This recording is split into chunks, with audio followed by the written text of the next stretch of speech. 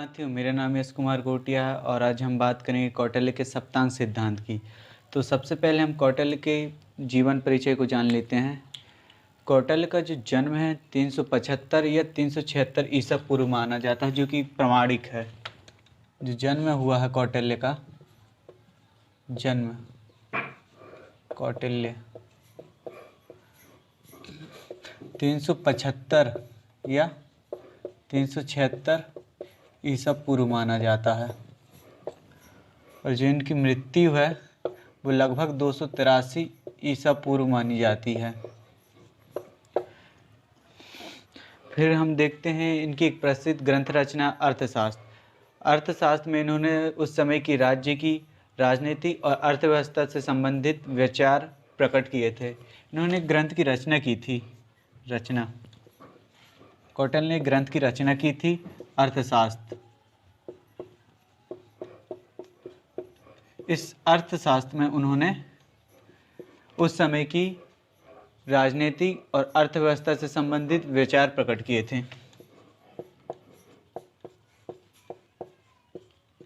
और अर्थव्यवस्था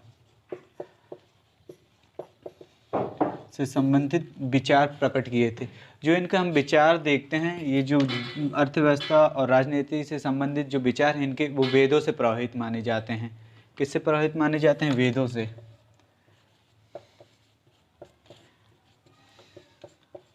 वेदों से प्रभावित माने जाते हैं। फिर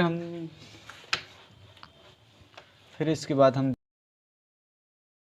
कि जो राज्य की विभिन्न प्रकार की समस्या थी, कौटिल्य ने विभिन्न प्रकार के सुझाव दिए।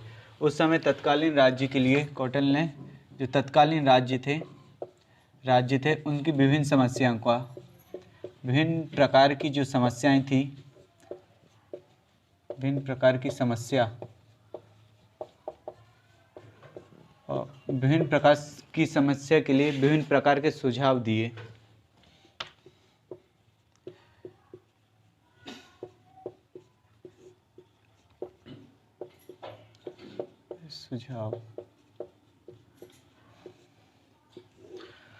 कौटिल्य हैं जो मौर्य वंश के संस्थापक, चंद्रगुप्त मौर्य के प्रधानमंत्री थे। किसके? मौर्य वंश के संस्थापक चंद्रगुप्त मौर्य के प्रधानमंत्री थे।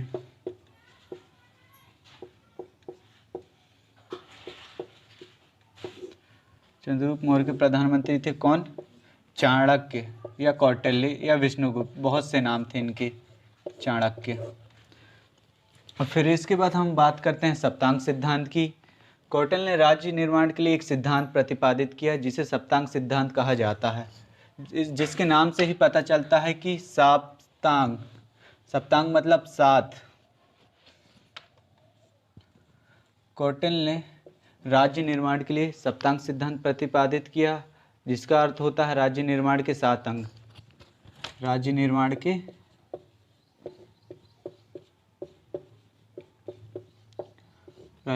के 7 अंग। 7 अंग।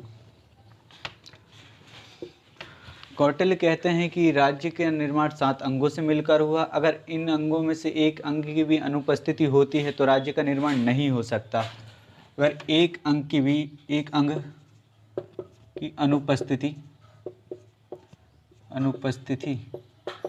अनुपस्थिति होती है तो राज्य का निर्माण नहीं हो सकता। ठीक है, इसको हम अच्छे उदाहरण से हम इसको एक अच्छे उदाहरण से इस तरीके से समझ सकते हैं। मान लीजिए कि ये छत है। हम मान लेते हैं कि एक छत है और छत के निर्माण के लिए जैसे बहुत सारे पिलर्स की आवश्यकता होती है, जैसे 1 2 3 4, ये हो गए पिलर्स। जैसे छत के लिए पिलर्स की आवश्यकता होती है, वैसे ही राज्य के निर्माण के लिए अंगों की आवश्यकता होती है। जिस प्रकार राज्य में एक अंग की भी अनुपस्थिति होती है तो राज्य का निर्माण नहीं हो सकता, उसी प्रकार से हम देखते हैं तो जो छत की पिलर्स रहती हैं, हम एक पिलर्स को भी हटा देते हैं तो जो छत है या तो गिर जाएगा या तो उसका निर्माण नहीं हो पाएगा। ये अच्छा उदाहरण है राज्य निर्माण के लिए, राज्य निर्माण का। फिर हम ट्रिक से जो सप्तांग सिद्धांत के जो 7 अंग हैं, उन अंगों को हम ट्रिक से याद करते हैं। ठीक है, वो ट्रिक है राम, जदु, कोसे, कोसे, मित्र। ठीक है, सब लोग दोहराएंगे इसको। हैं, रा से राजा, पहला अंक कौन सा हो जाएगा? राजा, जिसे पुराने समय में क्या कहा जाता था? स्वामी।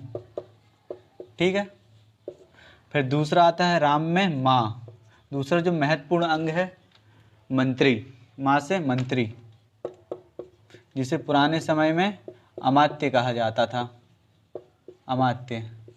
फिर देखते हैं जो तीसरा महत्वपूर्ण अंग है जनपद, जा से जनपद, जा से जनपद।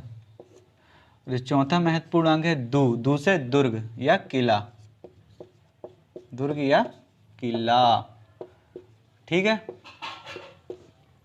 फिर को से कोस या खजाना,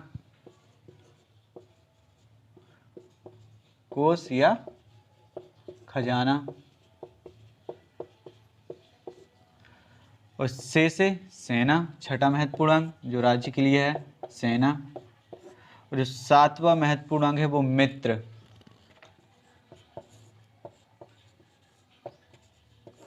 यह है सप्तांग सिद्धांत के 7 अंग, जिन्हें कौटिल्य ने अपने अर्थशास्त्र में वर्णित किया है। फिर हम एक एक करके सभी अंगों की चर्चा करते हैं।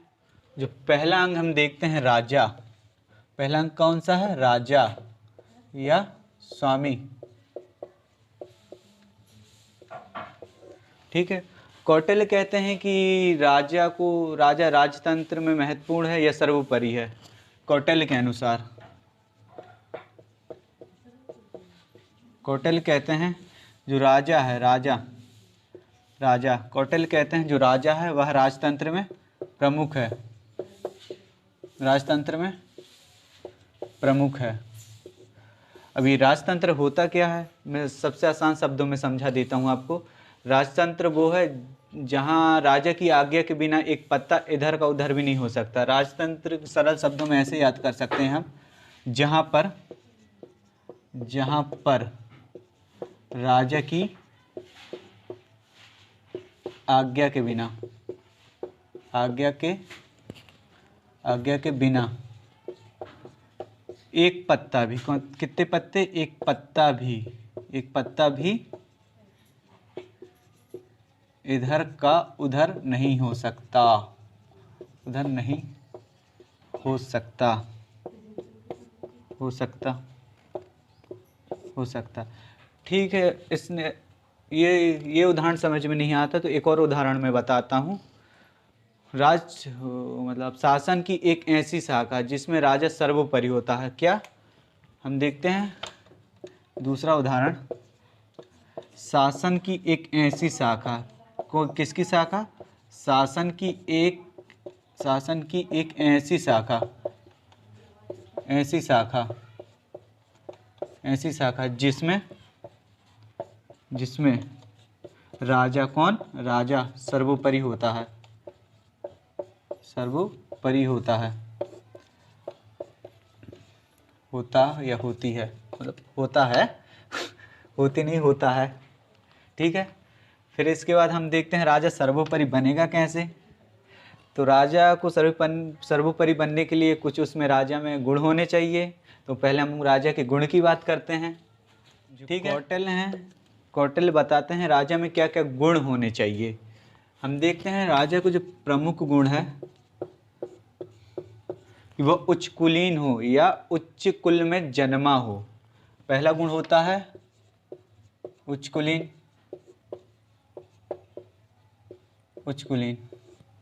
और दूसरा होता है वह धर्म का पालन करने वाला हो। अगर राजा ही धर्म का पालन नहीं करेगा तो प्रजा कैसे चलेगी। उच्च कुलीन के बाद आता है दूसरा गुण धर्म का पालन करने वाला, धर्मात्मा, धर्म का पालन करने वाला, धर्मात्मा, धर्म का पालन करने वाला। और जो तीसरा गुण होना चाहिए राजा में, वो होना चाहिए उसमें देव गुण हो। जितने भी देवों के गुण हो एक राजा में होने चाहिए, देवगुण संपन्न हो।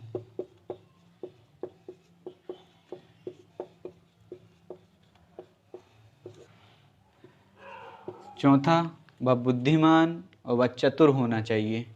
जो कौटिल्य चौथा गुण बताते हैं वो कहते हैं कि एक राजा को बुद्धिमान व चतुर होना चाहिए, ठीक। और जो पांचवा महत्वपूर्ण अंग है वो है एक राजा का साहसी होना। क्या होना? साहसी होना, ठीक है। और भी गुण है, बाकी ये 5 महत्वपूर्ण गुण हैं जो आप अपने एग्जाम में लिख सकते हैं। तो ठीक है, अब गुण की तो बात हो गई। अब राजा के लिए कुछ कार्य भी निर्धारित किए गए हैं, हम कार्यों को देख लेते हैं, ठीक है। और गुण के बाद कार्य, राजा सर्वोपरि तभी बनेगा ना जब वो कार्य करेगा कुछ, ठीक है। हम कार्य को देखते हैं अब। कार्य, राजा को जो महत्वपूर्ण कार्य होता है वह होता है राज्य में शांति बनाए रखना,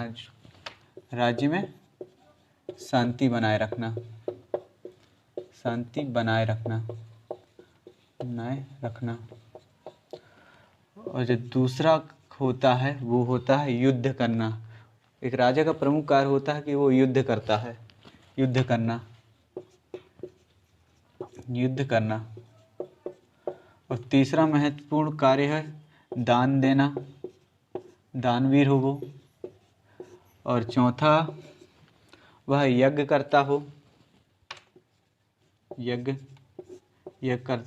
करना। और पांचवा, न्याय व्यवस्था है उसका पारदर्शिता तरीके से संचालन करे, न्याय व्यवस्था अच्छे से चलाएं, न्याय व्यवस्था का संचालन, ठीक है। फिर इसके बाद हम अपने महत्वपूर्ण दूसरे अंग की बात करते हैं। जो दूसरा महत्वपूर्ण अंग है वो होगा मंत्री। मंत्री को उस समय क्या कहा जाता था? अमात्य, ठीक है। मंत्री को उस समय अमात्य कहा जाता था। दूसरा वो है मंत्री या अमात्य, ठीक है। कौटिल्य के अनुसार जो मंत्री होते हैं वो राज्य की आँख होते हैं। क्या होते हैं? मंत्री जो होते हैं, जो मंत्री हैं वो क्या होते हैं? राज्य की आँख होते हैं। ऐसा क्यों कहते हैं कौटिल्य? क्योंकि मंत्रियों के ही निगरानी में बहुत सारे विभागों की देखरेख की जाती है, ठीक है। बहुत से विभागों की निगरानी की जाती है इनके द्वारा, विभागों की निगरानी, ठीक है। ये सब तो ठीक होगा। फिर इसके बाद हम देखते हैं, कौटिल्य बताते हैं कि मंत्री बनने के लिए कुछ गुण होने चाहिए एक इंसान में। वो क्या क्या गुण हैं? कौटिल्य कुछ गुण बताते हैं मंत्री में क्या क्या गुण होने चाहिए। जो गुण हैं, पहला गुण होना चाहिए मंत्री में, उच्च कुल में जन्मा हो या स्वदेश में जन्मा हो। वो भी उच्च कुलीन होना चाहिए मंत्री, उच्च कुलीन या उच्च कुल में जन्मा हो, उच्च कुलीन हो। जो दूसरा महत्वपूर्ण गुण है वह बुद्धिमान और चतुर होना चाहिए एक मंत्री में प्रमुख गुण क्या होना चाहिए? बुद्धिमान व चतुर।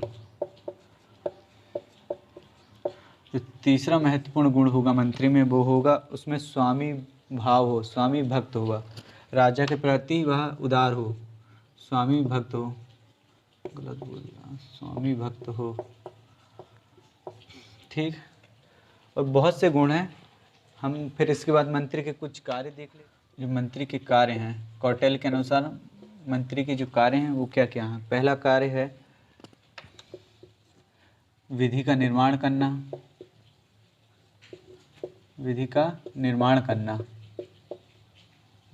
करना, और विधि को किस तरीके से लागू किया जाए कि जनता उसका पालन करे।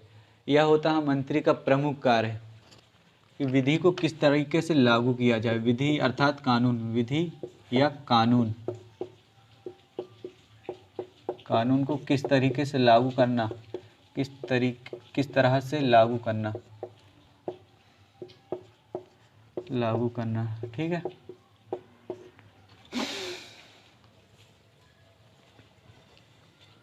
फिर इसके बाद हम देखते हैं अपने तीसरे महत्वपूर्ण अंक की जनपद। कौटिल्य ने भी उसकी व्याख्या की है कि जनपद में क्या क्या होना चाहिए और कैसी व्यवस्था होनी चाहिए। जो तीसरा महत्वपूर्ण अंक है हमारा वो है जनपद। क्या है? जनपद। ठीक है। कौटिल्य बताते हैं कि जनपद में जनसंख्या और भूमि शामिल होनी चाहिए। जनपद में जनसंख्या और भूमि शामिल होनी चाहिए। ठीक है। फिर कौटिल्य बोलते हैं कि एक आदर्श जनपद कैसा होगा, तो उसकी व्याख्या करते हुए कौटिल्य बताते हैं कि एक आदर्श जनपद में क्या क्या गुण होना चाहिए। एक आदर्श जनपद में कौटिल्य के अनुसार एक आदर्श जनपद में क्या क्या गुण होने चाहिए। आदर्श जनपद के गुण। ठीक है। पहला गुण, जहाँ हम जिस जनपद में हम रह रहे हैं उस जनपद में रहने योग्य भूमि हो, निवास के लिए पर्याप्त भूमि हो,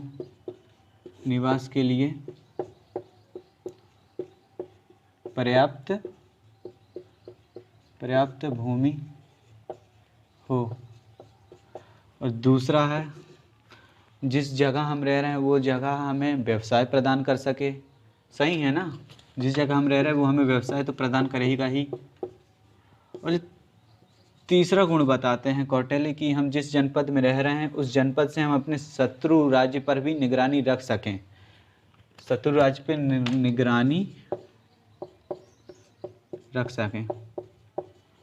निगरानी रख सकें।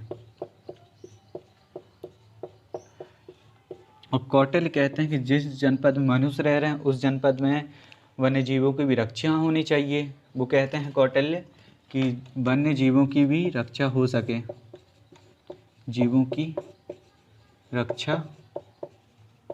सके, और जो पांचवा महत्वपूर्ण अंग है, जिस जगह हम रह रहे हैं या जिस जनपद में हम रह रहे हैं उस जगह हम कैसे मार्ग देखते हैं। उस जगह में तो एक थल मार्ग भी होना चाहिए, एक दूसरा जल मार्ग भी होना चाहिए। इसका वर्णन कौटिल्य ने अपने अर्थशास्त्र में भी किया है। वो कहते हैं कि एक जनपद में जल मार्ग और एक दूसरा थल मार्ग भी होना चाहिए। ठीक है। हैं यह 4 प्रकार का दुर्गों का वर्णन किए हैं कौटिल्य। जो चौथा अंग है दुर्ग या किला। जो कौटिल्य हैं वो दुर्ग को क्या मानते हैं? राज्य की बाहें मानते हैं। कौन? कौटिल्य राज्य की बाहें मानते हैं। किसको? दुर्ग को। ऐसा क्यों? क्योंकि बाहें का काम क्या होता है? हमारी रक्षा करना। उसकी संज्ञा देते हुए कौटिल्य बताते हैं कि जिस तरह से बाहें से हम खुद की रक्षा करते हैं, वैसे ही किले हमारे राज्य की रक्षा करते हैं। दुर्ग राज्य की रक्षा करते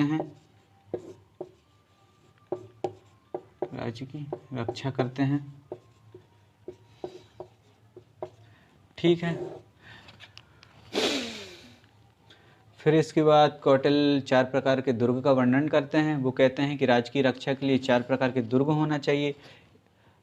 और वो दुर्ग कौन कौन से हैं हम आगे पढ़ते हैं। ठीक है।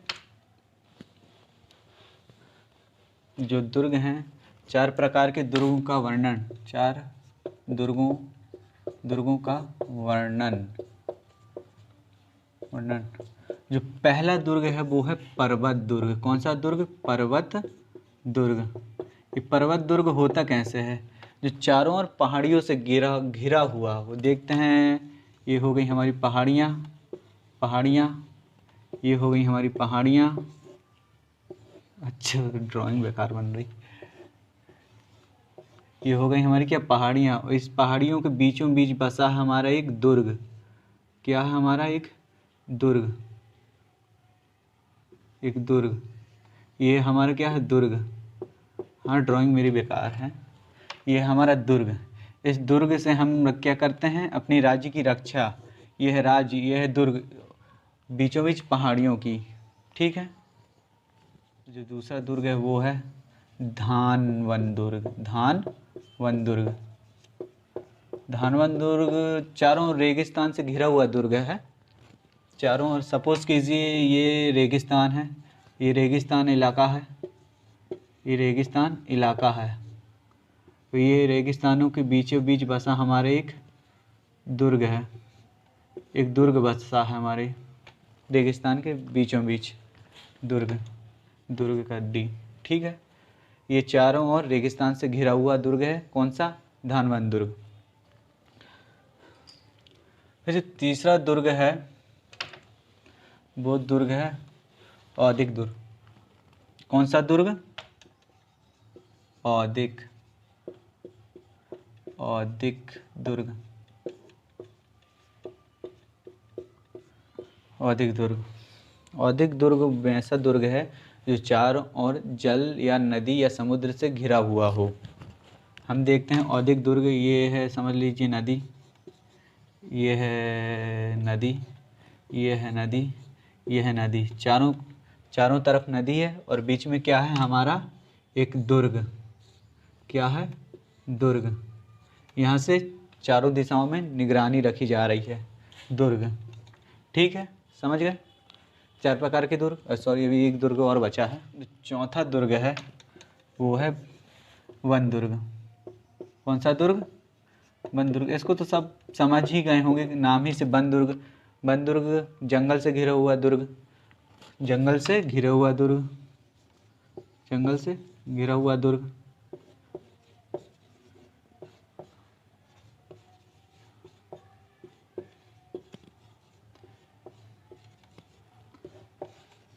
ये है हमारा वन, क्या है, वन। और वन के अंदर क्या है, हमारा दुर्ग। यहाँ से क्या रखी जा रही है, निगरानी। ठीक है, समझ गए सभी 4 प्रकार के दुर्ग। फिर हम अपने 5वें अंग की बात करते हैं। क्या है अपना 5वां अंग, एक बार ट्रिक को रिपीट कर लीजिए, राम जादू कोसे मित्र। ठीक है। जो हमारा 5वां अंग है वो है कोस या खजाना। ठीक, कोस का मतलब होता है खजाना, और खजाना में हीरा सोना चांदी बहुत सारी चीज़ें रहती हैं। तो कौटिल्य बताते हैं, कौन, कौटिल्य, जिनका नाम विष्णुगुप्त, चाणक्य आदि है। कौटिल्य बताते हैं कि जो कोस है वो राजा के मुख के समान होता है। किसके मुख के समान, राजा के मुख के समान।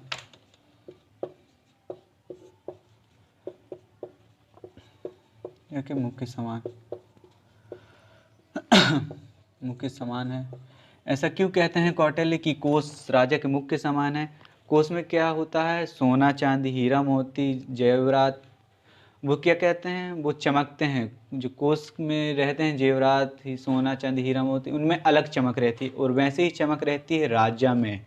इसलिए कौटिल्य बताते हैं कि कोस है, जो कोस है वो राजा के मुख के समान है, क्योंकि कोस भी चमकता है और राजा का मुख भी अलग ही शौर्य से चमकता है। ठीक है। और कोस में क्या क्या होना चाहिए, कौटिल्य बताते हैं कोस में क्या क्या होना चाहिए। कोस या खजाना, उसमें होना चाहिए सोना, फिर चांदी, फिर हीरा मोती, और कौन कौन से रहते हैं यार, बहुत से आदि। बट कौटिल्य बताते हैं कि कोस का इस्तेमाल हमें आपदा के समय करना चाहिए। यदि हमारे राज्य में बाढ़ आ रही है, भूकंप आ रहा है या भूस्खलन हो रहा है, तो तब हमें आपदा के समय कोस का इस्तेमाल करना चाहिए। कोस का उपयोग आपदा के समय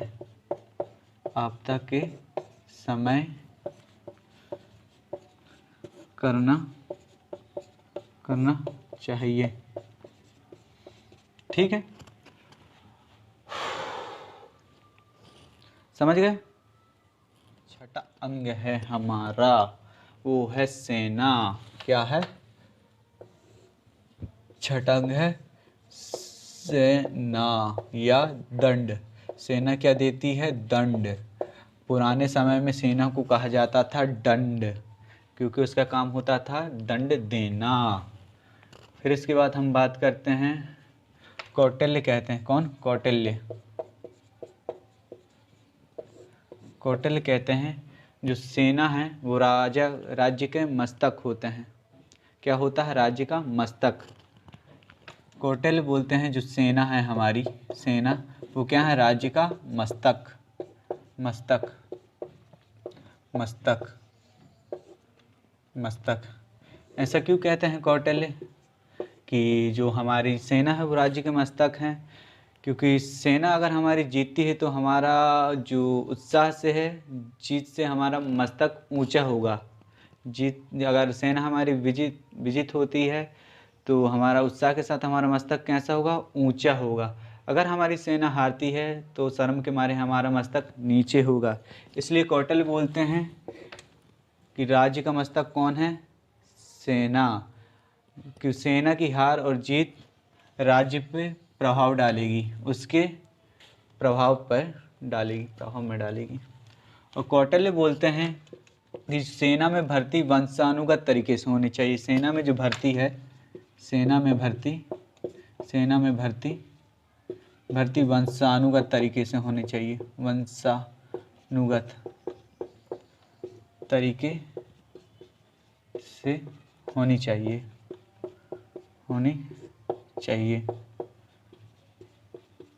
ऐसा क्यों कहते हैं?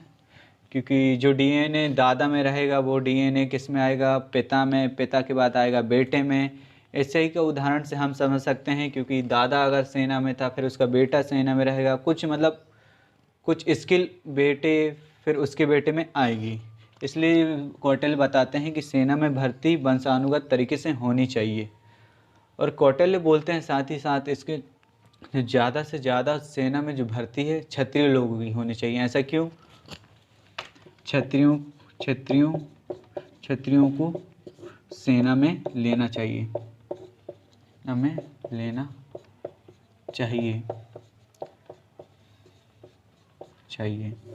ऐसा क्यों?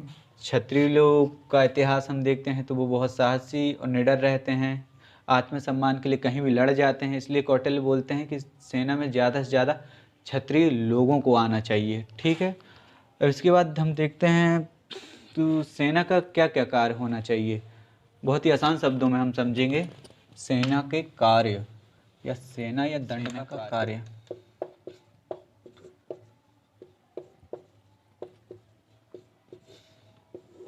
क्या कार्य है?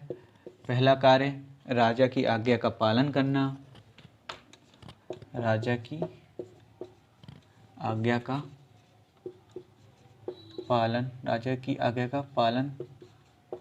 पालन करना।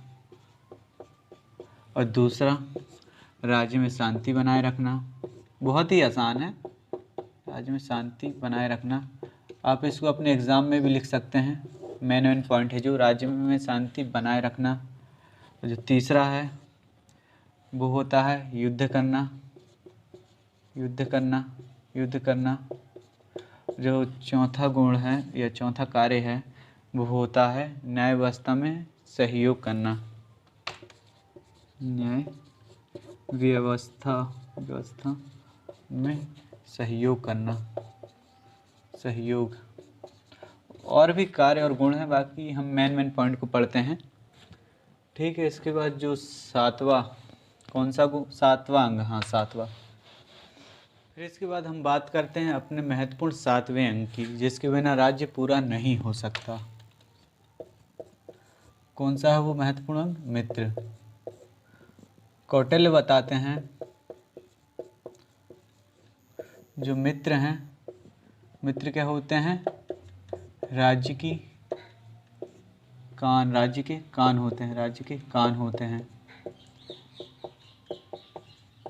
ऐसा क्यों कहते हैं कि जो मित्र है वो राज्य की कान होते हैं? क्योंकि मित्र ही है जो हमारे राज्य की अच्छी बुरी या पर्सनल से पर्सनल इन्फॉर्मेशन अपने कानों से सुनकर दूसरे राज्य में ले जाता है और दूसरे राज्य की जो भी पर्सनल इन्फॉर्मेशन रहेगी वो हमारे राज्य में बताता है, अपने किससे, कानून है सुन के। इसलिए कौटिल्य बताते हैं कि जो मित्र हैं वो राज्य की कान होते हैं। और कौटिल्य साथ ही कहते हैं जितने अधिक मित्र, कितने, जितने अधिक मित्र होंगे वो हमारा राज्य भी उतना अधिक शक्तिशाली होगा। जितने अधिक मित्र, अधिक मित्र, जितने अधिक मित्र, राज्य भी उतना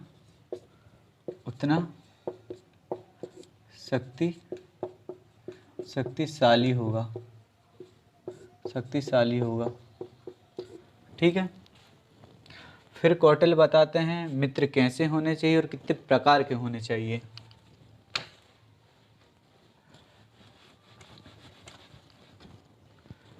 मित्र 2 प्रकार के होते हैं कौटिल्य के अनुसार, के होते हैं।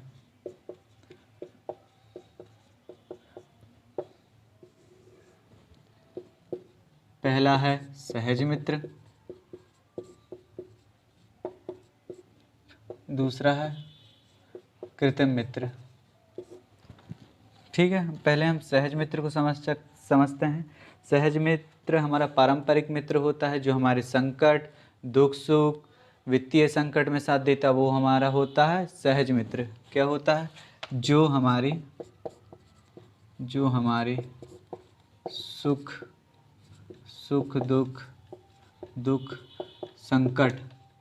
संकट में साथ देता है तथा वह पारंपरिक मित्र हो,